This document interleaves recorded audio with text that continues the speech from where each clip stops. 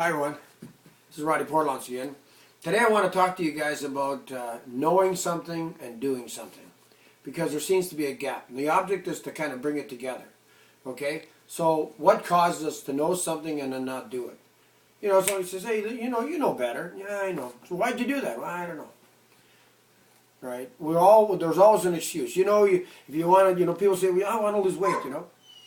Okay, so what you got to do? You got to eat different, and you got to exercise, and you know what to do, but you don't do it, so you can't get the results. So we're programmed a certain way, and we got to reprogram ourselves, right? If you're getting the same results all the time, you need to change something, all right? So I'll explain it like this here. If I said to you right now, why don't you tell me what your car looks like? All of a sudden, you'd tell me the color. You'd tell me if it was a 4-door or 2-door. You'd tell me the external color, the internal color, based on a picture of your car coming into your mind. All right. If I said, okay, give me your fridge. Describe your fridge at home. You describe how big it was, if the door's open from the left or right, if it was a 2-door, a split in the middle. You could describe everything because a picture of that fridge would come into your mind. You'd have a picture of your kitchen, right? But if I asked you right now, why don't you just draw me out your mind, you might have some trouble. Okay, so one gentleman did it, and I got this from Bob Proctor, and he got it from a doctor out of Texas. But I'm going to show you this right now, okay? Well, I'm going to draw you the mind so that we can kind of understand how the mind works, okay? I'm going to pick it up here right now. And I drew it before. I wouldn't have to waste a lot of time. And here's our mind right here, okay? The mind is divided into two areas, okay? So let's just say the mind's divided in half like that, right? It's not really the way it works, but it will give you just an idea.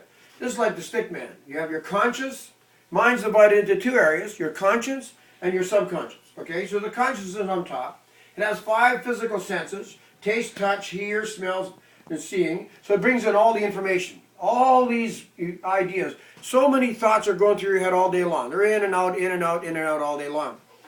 Your subconscious, or actually any idea that you entertain, you hold into your mind, moves into your subconscious, and creates a feeling, okay?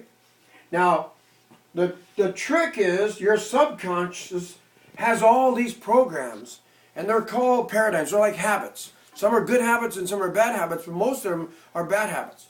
So we got to learn here how to take your subconscious and inject a lot of good habits inside, a lot of positive thinking.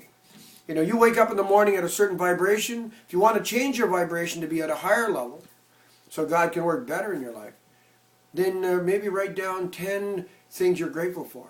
Something that it goes into your mind, it creates a feeling, and that feeling creates a vibration that God can work better with, okay?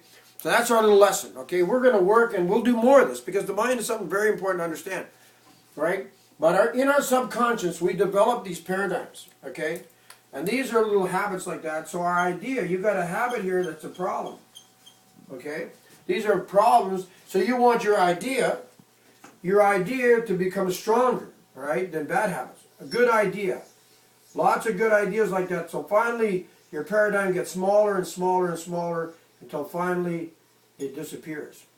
Because your ideas created a wonderful feeling, and you put it into motion.